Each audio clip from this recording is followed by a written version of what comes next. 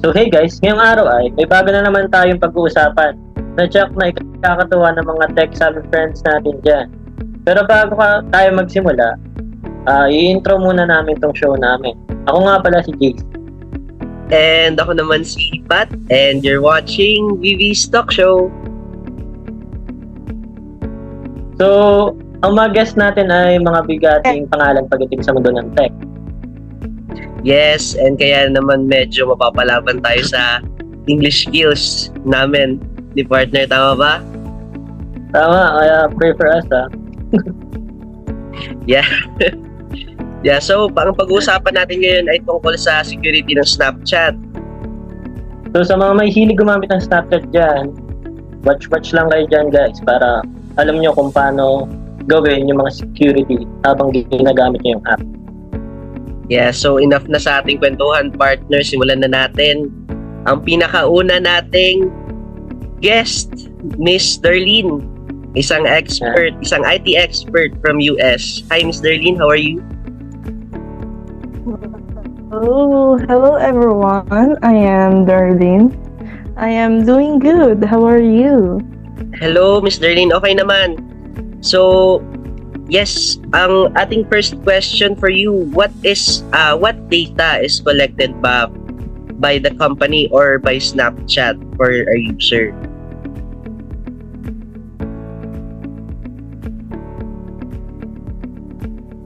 Okay, so first, I'll explain to you what Snapchat does or its use. So, Snapchat is a social media, so much like Facebook or Instagram, except it is more focused on the camera. It's mostly known for its filters in cameras that users use.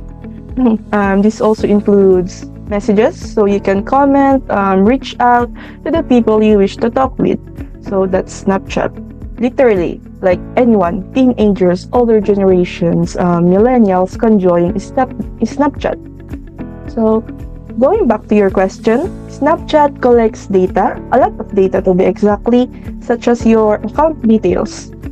Snapchat requires you to have an account for their services. So, your account details includes information like your name, your username, emails, birthday, and even your phone number.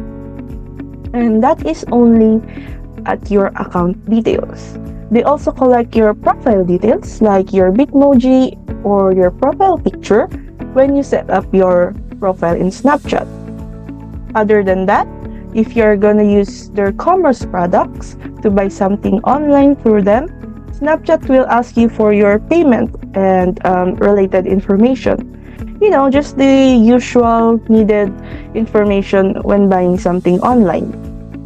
Like your physical address to ship the product you ordered, and the payment information for the payment process, and the record of the transaction. Additionally, they have this thing called private content and communications.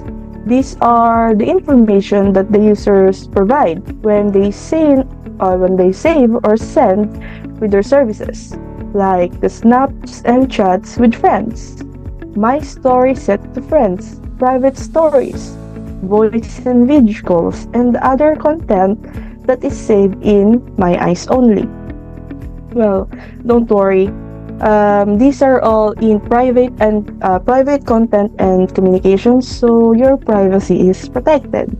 Although Snapchat might not be held liable if those kind of information that users provide are on public, meaning anyone can save or share that. So it would be best to, make sure that if you are to post something on public, make sure that you are all right. If that person, maybe someone you might not know, would save it and even share it with someone else. And lastly, if a user were to contact their chat support for the safety of their team, content and communications with support will be collected.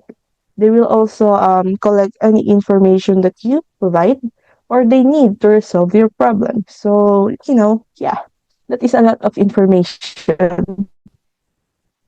That's all. So yes, thank you, Miss Darlene. Very insightful Ooh. answer and very nose bleeding, very Yeah, nose bleeding I answer. need a tissue. Oh Very my God. thank you po. So for our next Thank you po. question, JC, take it away. So, for our next guest, she is also from Japan. So, she is an IT expert there. So, good day, Miss Thea. Are you there? Hello. Hi. Hi, Hi, how are you, Miss Thea? How's your day? I'm good naman. I'm doing fine. Oh, that's good to hear, Miss Thea. So, for our next question is, what's your data can be used for in Snapchat? Hmm. Okay. Before I answer that, JC, no, I just want to say that I'm honored to be invited to this show. Anyway, going back to your question about how Snapchat uses their users' data. The first one is personalizing your Snapchat experience. Like yung mga friend suggestion, si Snapchat yung kukuha ng mga data natin to recommend friends based on your mutual contacts, shared interests, or other similar activities. And also yung mga personalized ads by analyzing your interests, behaviors, and interactions. Si Snapchat din yung kukuha ng data natin to show you ads that are more relevant and likely to appeal to you. And then yung lastly is yung tailored content. Like, pwede natin i-customize yung Snapchat based on sa mga stories mo, filters, and other content na align sa preference ng mga users. Then, the second one naman is yung improving Snapchat features development. They use your data to understand how people interact with the app and make it better that allow them to develop new features that meet your needs and preferences. Also, yung fixing bugs by analyzing the user's behaviors, it improves the app where Snapchat can identify and address issues that might be affecting your experience. And last naman is yung ini-improve yung overall experience sa app. Yung data natin is nakakatulong siya sa Snapchat to make the app more user-friendly and enjoyable. The third Snapchat usage naman is yung to keep Snapchat safe environment. Kasi yung mga data natin is makakatulong sa Snapchat to identify and prevent abuse such as spam, harmful content like harassment or bullying. The other one to make Snapchat safe is yung pagkakaroon natin ng content moderation, which is lahat ng data mo is makakatulong Snapchat to identify and remove inappropriate or offensive content. And one of the most important is security ng account na mo sa Snapchat. Snapchat may use your data to verify your identity and protect your account from unauthorized access. Dito na tayo sa part na pinaka-last na is research and development of Snapchat users data. Here naman is yung users understanding where Snapchat uses your data to learn more about its users and their preferences and their behaviors. And also yung mga trend analysis na makaka-help sa Snapchat to identify emerging trends and adapt the app accordingly. And last na maano ko dito is yung innovation. Yung innovation kasi it relates to understanding users' need. Sa katulad nga ng sinasabi ko kanina, Yung Snapchat kasi, dinedevelop niya yung innovative feature and other features na pwede niya pang i-ano. So, ayun lang. For stay ahead of curve. That's all. Thank you for that wonderful Miss Tia. So, from Japan pala siya, pero napaka-fluent siya mag-Tagalog. Yes, partner. Ganda. Thank you, Miss Very Tia. good. Thank you for that answer, Miss Thea. So, for our third guest, syempre, di pa uhuli. Pero syempre, bago muna natin ating kamustahin ang ating third Yeah. guest, magka-commercial break muna tayo. Mas So, muna tayo. abangan natin. Mabilis. Yan. Thank you. Yeah, And stay tuned. thank you.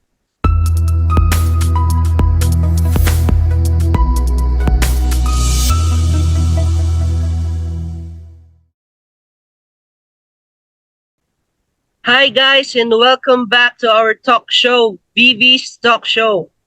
So before we proceed to our next guest, we would like to ask syempre yung ating previous guest partner dahil nga sa parang fluent siya sa Tagalog tama ba? Fluent no? Parang hindi talaga siya Japanese, parang Oo, nagulat din ako parang kasi gano'n. syempre, 'di ba? Sabi from Japan, tapos biglang may nagtatagalog. So tanongin natin si Nagtatagalog pala Miss Tia. Miss Tia, saan mo ba nakuha yung language na yan, yung Tagalog? Yung pagka-fluent mo. Ohayo gozaimasu. Charot. Ang tagal ko kasing nanirahan dito sa Pilipinas. Kasi yung mga family ko, nagdi-business, IT, gano'n.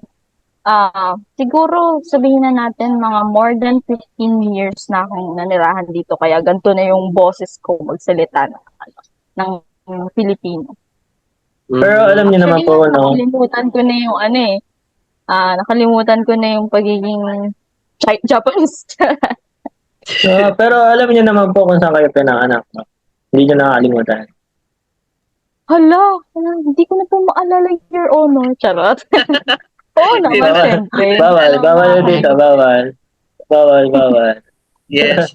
So yun pala, sobrang tagal mo na pala talaga dito sa Pilipinas. Kaya pala parang na-practice ka nang na-practice. Oo, nasanay na. Yes.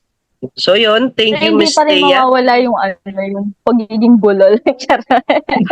Di naman, parang naman mukha namang fluent. So, Yeah. yun. Thank you, Miss Thea. We will be proceeding to our next guest. Our next guest from the Philippines, yes, the Dalagang Filipina, Miss Kathleen.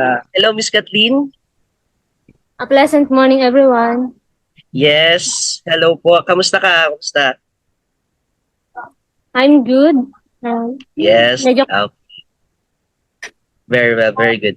So, Miss Kathleen, for our question for you, relating syempre pa rin kay Snapchat, who they share your data with ba?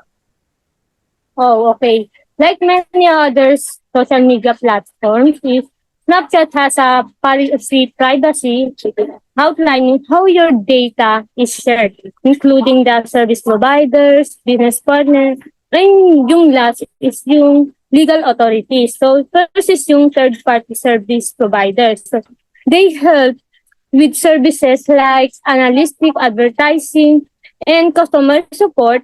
Snapchat is nakikipag-collaborate siya sa other companies for this partner to successfully perform their duties and they may need to access the data. So, second is yung advertiser. So, yung advertiser, Snapchat serves customized advertising based on your data and customizing adverts based on your interests and behavior may entail giving advertisers access to some of your data. Example dito is yung personal data. Yung home address, name mo, email address, phone number, and etc. Third is yung business partner. So, Snapchat may exchange data for a variety of some reason. So, such as cooperative marketing campaign or promotion, with business partner. Last is yung legal authorities.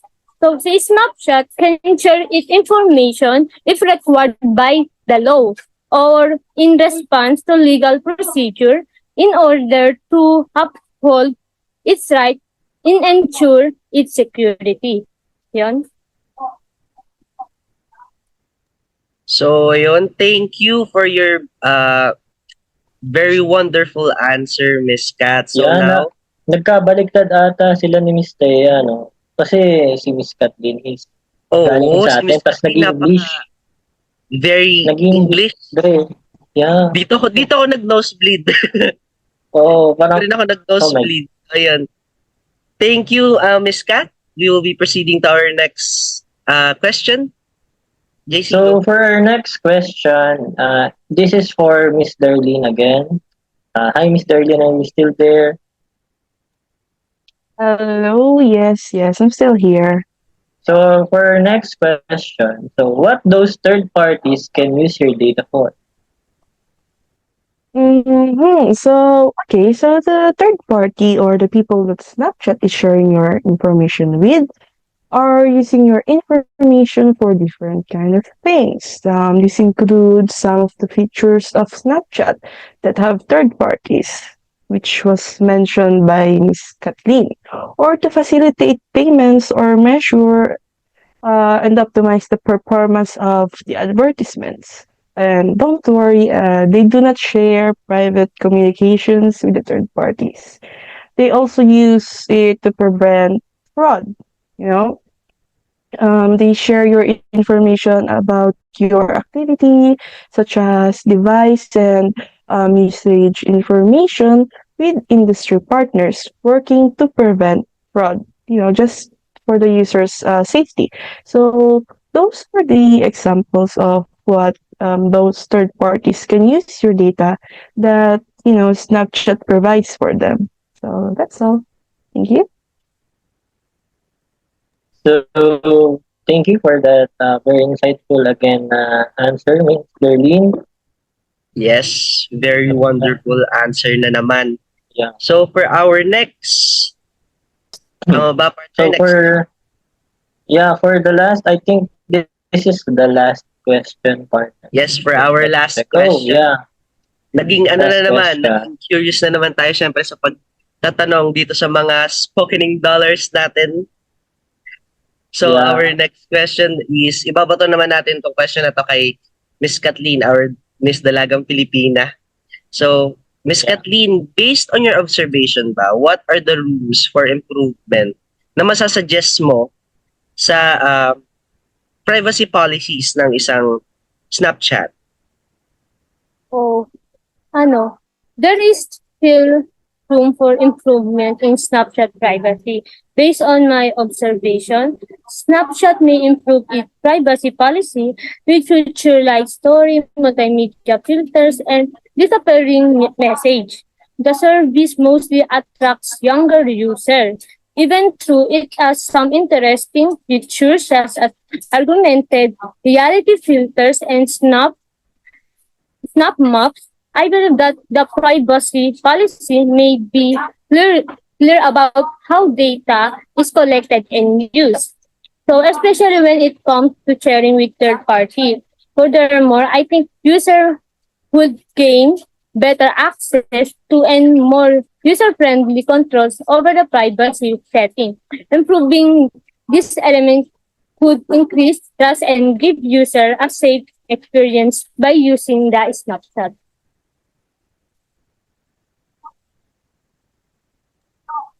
So yun, wow, very beautiful suggestion from Miss Kat. Give it a round of applause for everyone. Maraming salamat Yeah. po sa inyo. Palakpakan natin yes. yung mga guests natin ngayong Yes. araw, no? Very thankful talaga kami na tinanggap niyo po ang aming invitation sa inyo. Tama ba, partner? Yeah, sobrang thankful kami and sobrang thankful din kami na nag-share kayo ng mga knowledge nyo para sa ating mga viewers. So, so before we end, we would like to again to thank the three of you na tumanggap ng aming mga tanong. And we hope that yung mga information na share nila sa atin ay magagamit natin for the best of all leader users. Yes. Until the next techie interview, guys. Maraming salamat. This is So that's the end of our Show. beautiful interviews. yes. Bye-bye Yeah, mga BBs. so,